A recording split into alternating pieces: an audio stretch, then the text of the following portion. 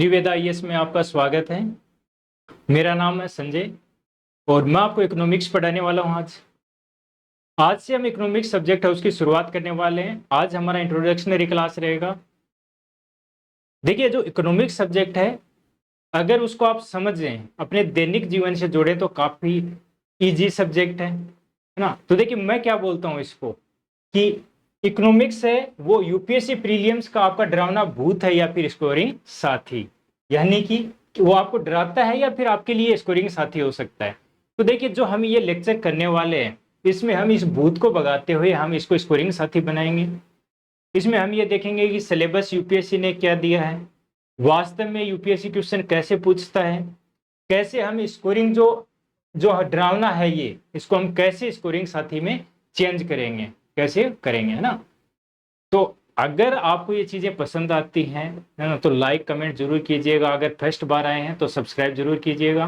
तो चलिए शुरुआत करते हैं आज से हमारी इंट्रोडक्शनरी क्लास की। तो देखिए, मेनली जो मैक्सिमम स्टूडेंट होते हैं उनके लिए क्या है, इकोनॉमिक सब्जेक्ट है वो काफी डरावना होता है।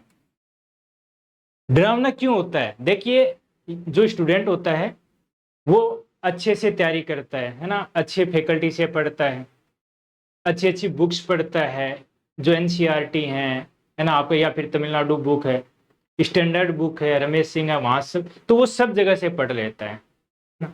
अच्छे नोट्स भी तैयार कर लेता है। यानी उसके, ये मान लीजिए कि कंसेप्ट बहुत अच्छे हैं। लेकिन उसके बाद जब वो एग्जाम देने जाता है तो होता क्या है कि अगर मान लीजिए 15 क्वेश्चन यूपीएससी ने पूछे हैं, तो वहां पे क्या होगा, वो 3-4 में जाके अटक जाएगा। अब हम ये भी देखेंगे उसका रीजन क्या है। ऐसा क्या है कि वो स्टूडेंट है कि सब कुछ आ रहा है लेकिन उसके बाद में भी नहीं कर पा रहा है। तो उसका रीजन बताऊं मैं आपको क्या है। रीजन है कि कंसेप्ट है वो यूपीएससी सिर्फ कंसेप्ट से नहीं क्वेश्चन बनेंगे, वो आपको कंसेप्ट के साथ में अप्लाइड नॉलेज भी अर्जित करना होगा।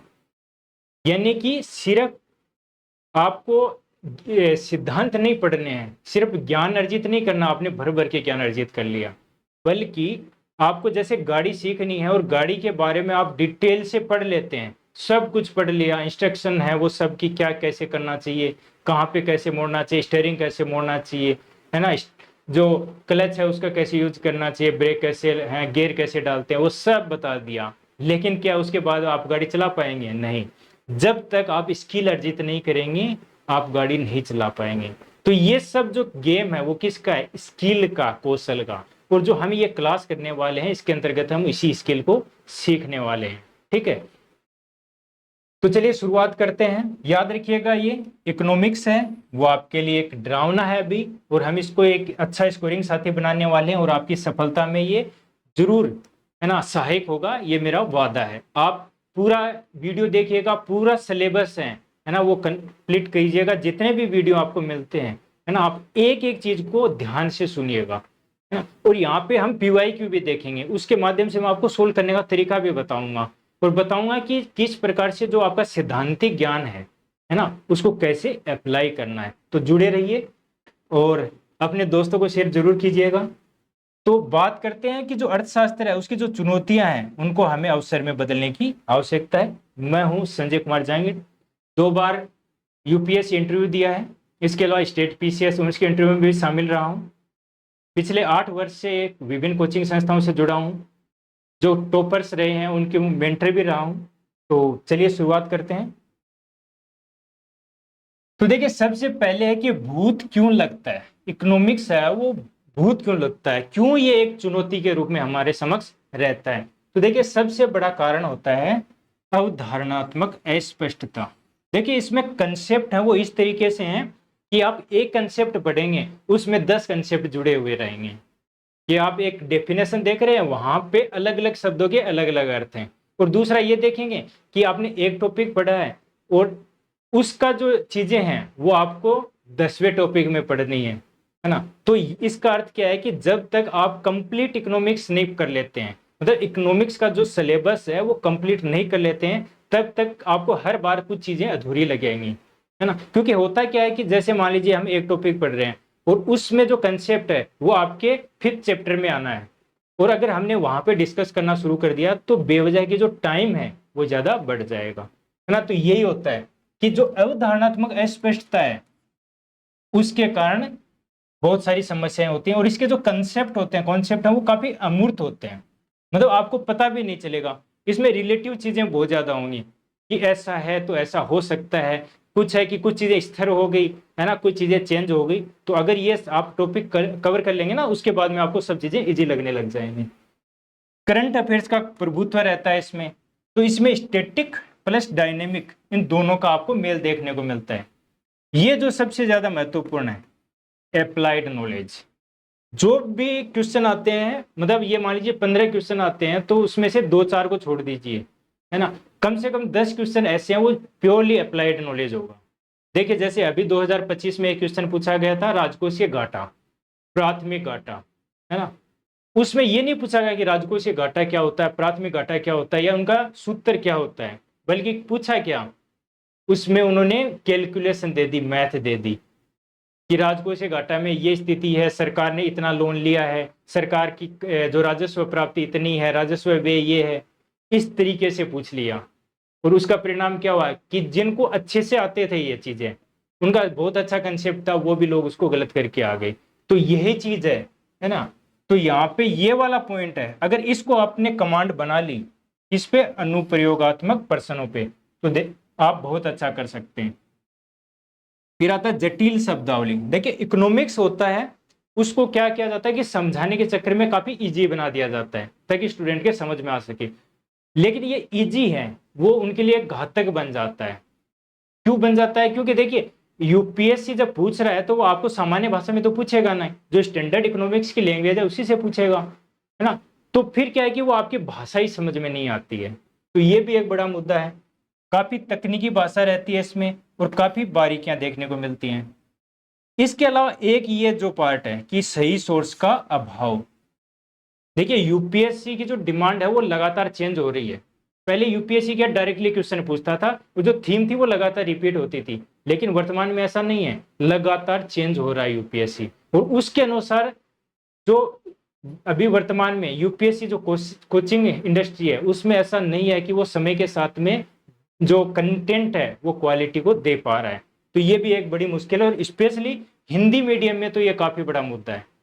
तो आपको ये जब आप कर लेंगे ये सारे कंप्लीट वीडियो, देखिए इसमें ऐसा नहीं है कि ये वीडियो है आपको कंप्लीट डेप्थ में नॉलेज देंगे, बल्कि इतना दे देंगे कि अगर मान लीजिए 15 क्वेश्चन पूछे जाते हैं तो 11-12 क्वेश्चन कर लेंगे, है ना। उसके बाद में भी जैसे बजट, इकोनॉमिक सर्वे, उसके अलावा नए नए जो कंसेप्ट रहते हैं, है ना, वो भी आपको सीखने की आवश्यकता होगी। तो उसके लिए हमारा जो अलग से जो हम प्रोग्राम चलाते हैं उससे आप जुड़ सकते हैं। तो यूपीएससी की मांग के अनुसार नहीं है, भ्रमित करने वाला अध्ययन सामग्री है। तो ये काफी मुद्दे हैं जिसके कारण क्या ये हमें भूत लगता है। इसके बाद बात करते हैं कि जो हमारी प्रीलियम्स है उसके लिए इकोनॉमिक्स का इंपॉर्टेंस क्या है, महत्व क्या है। देखिए यहाँ पे देखें तो अगर 2021 से 2025 का हम डेटा देखें तो कितने क्वेश्चन पूछे गए हैं। तो देखिए 2021 में लगभग 16 क्वेश्चन पूछे गए, 2022 में 14 क्वेश्चन, 23 में 14 क्वेश्चन, 24 में 15 क्वेश्चन, 25 में 13 क्वेश्चन। अब देखिए ये क्वेश्चन है ये ऊपर नीचे हो सकते हैं अलग अलग जगह पे। ऐसा क्यों होता है? क्योंकि देखिए कोई व्यक्ति है, जैसे सतत विकास है ना, हो सकता है कि किसी ने उसको एनवायरमेंट में शामिल कर लिया हो, कुछ हो सकते हैं इकोनॉमिक्स में शामिल कर लिया हो। तो ऐसे कुछ कारण है जिसके कारण इनकी संख्या ऊपर नीचे हो सकती है। लेकिन अगर हम औसत देखें, पिछले 5 वर्षों का जो औसत है वो कितना है, लगभग 13 या फिर 14 क्वेश्चन मान सकते हैं। ठीक है, तो ये है। तो अगर हम सिलेबस देखें तो सिलेबस क्या दिया है यूपीएससी ने। देखिए यूपीएससी छोटी सी एक लाइन लिख देता है, लेकिन जब क्वेश्चन पूछता है तो वो कहीं से भी पूछ लेता है। तो हम ये देखते हैं कि उसका रीजन क्या है। देखिए यहाँ पे इकोनॉमिक्स वर्ड भी नहीं लिखा है, यहाँ पे क्या लिखा है, इकोनॉमिक एंड सोशल डेवलपमेंट, यानी कि यहाँ पे इकोनॉमिक्स वर्ड तक का भी यूज नहीं किया गया। क्या किया गया? सामाजिक और आर्थिक विकास, है ना। उसमें इन्होंने कुछ ही टॉपिक दिए हैं, जैसे सस्टेनेबल डेवलपमेंट, इसको हम एनवायरमेंट में यूज कर लेते हैं, जैसे मैंने अभी बताया था, जिसके कारण क्या है कि क्वेश्चन ऊपर नीचे हो जाते हैं। सस्टेनेबल डेवलपमेंट, पॉवर्टी, इंक्लूजन, समावेशन, डेमोग्राफी, जनसांख्यिकी, सोशल सेक्टर इनिशिएटिव, सामाजिक क्षेत्र के लिए जो पहले, और फिर है अन्य। देखिए ये काफी महत्वपूर्ण हो जाता है, इसको छोड़ दीजिए आप, है ना, अन्य को। इसके अलावा जो भी यूपीएससी ने टॉपिक दिए हैं वहां से क्या होगा, जो ये आपके 13-14 क्वेश्चन हैं उसमें से 3-4 ही यहां से पूछता है, जो इस सच में यूपीएससी ने टॉपिक दिए हैं। तो यही है यूपीएससी का खेल। तो सिलेबस कुछ और क्वेश्चन किससे पूछ रहा है, अन्य से। यहां से आपको 10 के आसपास क्वेश्चन मिलेंगे डायरेक्टली, तो इस पे फोकस करना है। तो अब क्या है कि हमें क्या करना पड़ेगा, सिलेबस है उसको रिस्ट्रक्चर करना पड़ेगा, जिस प्रकार से यूपीएससी की डिमांड है उसके अनुसार हमें इसको चेंज करना पड़ेगा। तो देखिए हम देखें कि ट्रेंड क्या है यूपीएससी में। तो 2020 से लेके 25 में देखें तो करंट अफेयर से लगभग 35% क्वेश्चन रहते हैं, स्टैटिक है वो 45% रहता है, और बजट और इकोनॉमिक सर्वे वहां से लगभग 20% क्वेश्चन पूछे जाते हैं। तो ये पिछले 5-6 साल का औसत है। तो ये देखिए जो करंट अफेयर्स और जो बजट और इकोनॉमिक सर्वे है उनका कितना इंपॉर्टेंस है, लगभग दोनों मिलके 55% का वेटेज रखते हैं। तो आप इनको कभी नहीं छोड़ सकते। तो हम अभी किस पे फोकस करेंगे, इस पे, किस पे, इस पे। और जो ये दो टॉपिक हैं वो आपको हमेशा ही तैयार करते रहने पड़ेंगे। द हिंदू हो सकता है, इंडियन एक्सप्रेस हो सकता है, या फिर जो मैगजीन आती है वहां से कर सकते हैं, या फिर हमारा जो न्यूज जो चैनल है ना, त्रिवेद आईएएस, वहां से भी इनको आप कवर कर सकते हैं, वहां पे इनको करवाया जाएगा। तो बात है कि फिर इसको स्कोरिंग साथी कैसे बनाए, इसके लिए हमारी रणनीति क्या होनी चाहिए, क्या स्ट्रेटजी होनी चाहिए। तो अब समय आ गया है कि जो हमारा भूत है उसको हम दोस्त बनाएं। तो पहला है कि आप जो अध्ययन सामग्री है उसका सही से चयन करें, जो कि वर्तमान डिमांड को फुलफिल करता हो। समझ पे जोर दें, है ना, चीजों को समझने पे जोर दें। अगर रटने का प्रयास किया तो आपकी ये कंसेप्ट कभी क्लियर नहीं होने वाले। कॉन्सेप्ट के साथ साथ अगर मान लीजिए आपने रटने की बजाय समझा है, कॉन्सेप्ट को अच्छे से बनाया है, लेकिन अगर आपने अप्लाइड नॉलेज नहीं अर्जित किया है, आपने स्किल नहीं अर्जित की है, जो भी आपने नॉलेज गेन किया है उसकी स्किल प्राप्त नहीं की है, तो आपका ये दोस्त नहीं बन पाएगा। जो भी आप करंट पढ़ रहे हैं तो उसको स्टैटिक्स से जोड़ने का प्रयास करना है। जो पीवाईक्यू है उनका आपको गहन विश्लेषण करना, हर एक पॉइंट का विश्लेषण करना है कि यूपीएससी ने क्यों पूछा, है ना, इसका अर्थ क्या है, इसमें किस तरीके से चीजों को घुमाया गया है, यानी ट्विस्ट किया गया है इसमें, है ना, वो सब आपको गहन विश्लेषण करना होगा। और अंत में है नियमित अभ्यास, प्रैक्टिस। प्रैक्टिस बेस है, याद रखिएगा, जितनी प्रैक्टिस करेंगे आप उतने ही ज्यादा सफलता की ओर बढ़ेंगे। चाहे वो कोई भी सब्जेक्ट हो, जितना आपको प्रयास करना है कर सकते हैं। तो बात करते हैं कि जो हमारा त्रिवेद आईएएस है, हमारा आपका जो त्रिवेद आईएएस है वो क्या सहयोग करेगा आपके लिए। तो देखिए, जो अगर मान लेते हैं 15 यूपीएससी क्वेश्चन पूछता है तो आराम से 12 से 13 क्वेश्चन आप इजीली सोल्व कर पाएंगे, हमारा वादा है। तो हम क्या प्रदान करते हैं, उच्च गुणवत्ता की अध्ययन सामग्री, जो यूपीएससी की वर्तमान में डिमांड बढ़ रही है उसी के अनुसार। दूसरा, रटने की बजाय समझ पे फोकस रहेगी, ज्यादा से ज्यादा अप्लाइड नॉलेज देने का प्रयास किया जाएगा, स्टैटिक और करंट अफेयर्स को जोड़ने का कौशल प्रदान किया जाएगा, पिछले 30 वर्षों के जो पीवाईक्यू हैं उनका गहन विश्लेषण किया जाएगा, उनको डायरेक्टली आपको लाइव में सोल्व करवाया जाएगा, जो थ्योरी और कॉन्सेप्ट है उनको अप्लाइड नॉलेज में कैसे बदलना है वो आपको सिखाया जाएगा। इसके अलावा बजट और इकोनॉमिक सर्वे है उसकी उपयोगिता भी आपको दिखाई जाएगी, बताई जाएगी विभिन्न क्वेश्चन के माध्यम से।